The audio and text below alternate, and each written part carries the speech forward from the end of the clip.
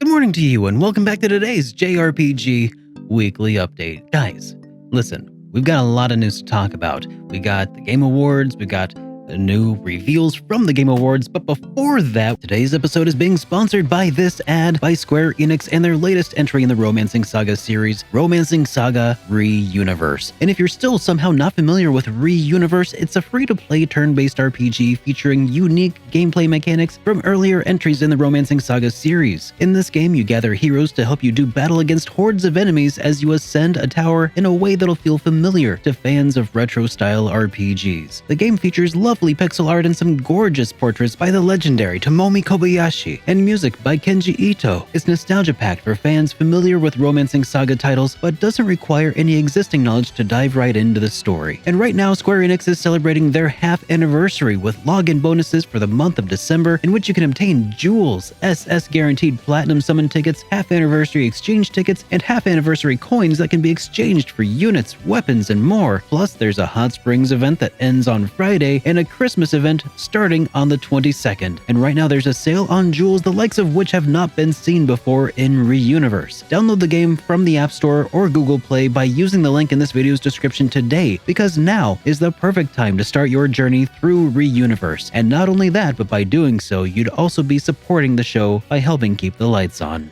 And today's top headline has to do with those 2020 Game Awards, starting with Final Fantasy VII Remake, which won a couple of really well-deserved rewards. The first being, or awards rather, the first being the best score. Granted, it is a remake of a lot of the original soundtracks, a lot of the original songs from the original release of Final Fantasy VII. However, they did a lot of really great things with that, and just based on my playthrough with it, the music was faithfully redone, but it definitely feels bigger and more bombastic than ever before. It just, like the full symphonic renditions of those is so sublime. I highly recommend it. And also, the game won RPG of the Year, which, I mean, hey, I'm glad that it went to an RPG again this year. A couple of years back, it went to a game that I didn't really think much of an RPG to begin with. But then last year, we got them giving it away to Disco Elysium and now Final Fantasy VII Remake. So that's, honestly, it's a shame that my game of the year, my RPG of the year wasn't really on there, but I understand. Final Fantasy VII Remake was the AAA game this year that really took my attention, and that's they usually give these away to the AAA games, I think. And I would say Final Fantasy VII Remake, I would say that's a very reasonable choice. I feel like Persona 5 Royal, that was a fantastic game when it came out, but I don't feel like it necessarily should have won RPG of the year this year, because it was a great game, but I don't feel like it was really a this year game, even though it had that expansion. I don't know. I don't necessarily, I don't think it would have sat well with me had that won. But Final Fantasy VII Remake, I think that was a pretty solid choice given the options up there. Oh yeah, and also Sephiroth is now coming to Smash for people who play Smash. Cool, moving on. And new games and ports that were announced.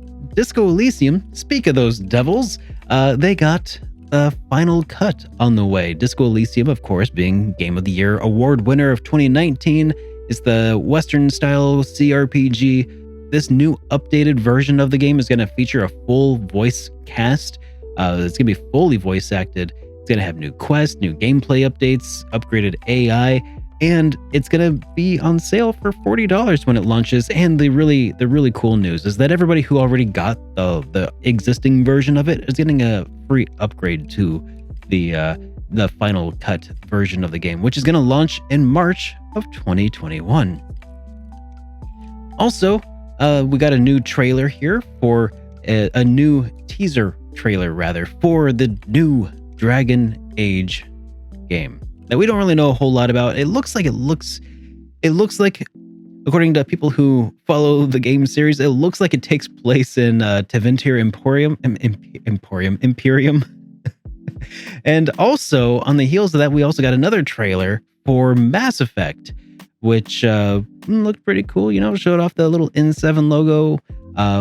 featured some really cool shots of space and stuff. And these two trailers back to back kind of, for me, raise a really important question that I'm going to ask you about during the day's question of the week at the end of the episode. But before we get there, we've got some release date updates to go over, starting with Grand Blue Fantasy Relink. They released a 23-minute long gameplay trailer, and it also in this trailer, it's important to note that it lists the PlayStation 5 as one of the new platforms that will be launched on sometime in 2022. And it should also be noted, though, that Platinum Games is apparently no longer involved in the development of this. So based on that, the gameplay has actually changed quite a bit from like the last bit of gameplay trailers. So if you've been on the fence and had seen those before, make sure you watch the new gameplay trailers because the gameplay again has changed substantially, and it's got a lot less of that Platinum Games flair, unfortunately. Now, we did also get some trailers dropped that I think were pretty interesting and worth talking about here for at least a moment, just to at least let you know that they exist. There will be links to each of them down in the description down below. Starting with East 9, Monstrum Nox got this new story trailer that is slated for PlayStation 4 up in February, and then it's going to be coming to Nintendo Switch and PC in summer of 2021. And then also an update here for Project Athia. Apparently it was featured in a PlayStation 5 upcoming games trailer.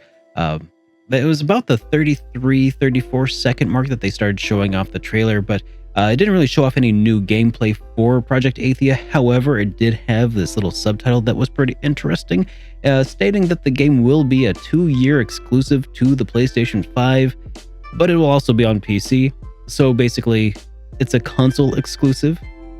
So just keep that in mind. And then also we got a new trailer for Nier Replicant that features a lot of new gameplay and combat and new moves available and stuff like that. So again, links to all of those trailers will be in the description down below. And now in other news, Final Fantasy Crystal Chronicles is getting a patch here in mid to late December. So pretty soon, because we're already, I think, what I would consider mid-December. Now, this new patch aims to address a lot of the quality of life improvements and things, address a lot of bugs, addresses the storage system, and it does not, though, however, address any of the criticisms that have been centered around the game's progression during like multiplayer campaigns, unfortunately. So if that was a hang-up of yours, then it will probably continue to be a hang-up of yours, unfortunately. But that brings us into the JRPG weekly forecast. Starting with Tuesday, December 15th, we've got the Collection of Saga, Final Fantasy Legend. Now, this is that original trilogy of 3 RPGs for the original Nintendo Game Boy that is now coming to the Nintendo Switch. And also Boot Hill Heroes. This is the first episode in a spaghetti western style RPG from Experimental Games. This is also coming to Nintendo Switch, but it's already available on PC and Vita. So it's just getting ported up to Switch here pretty soon. Now, also on Thursday, December 17th, we've got Neoverse, which is an RPG by Tino Games, I believe is how it's either Tino or Tino Games. This is coming to Xbox One here this week. And also a Toho game is coming out that I kind of was pretty interested in. Toho Luna Nights. It's a Metroidvania game that is also now coming to Nintendo Switch.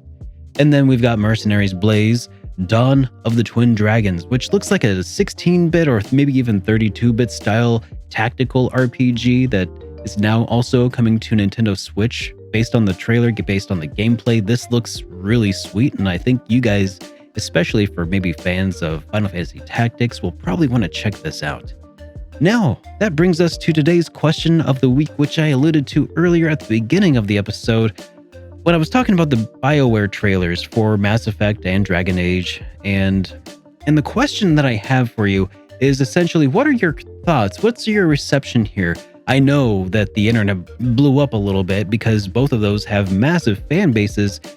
However, we'll have to also understand that BioWare isn't exactly who BioWare used to be. They are now a subsidiary. They are now owned by Electronic Arts, and EA has a way of killing video game companies, unfortunately. I mean, the most notable one that comes to my mind initially is probably Maxis, which you know from making the Sims games and SimCity and all that.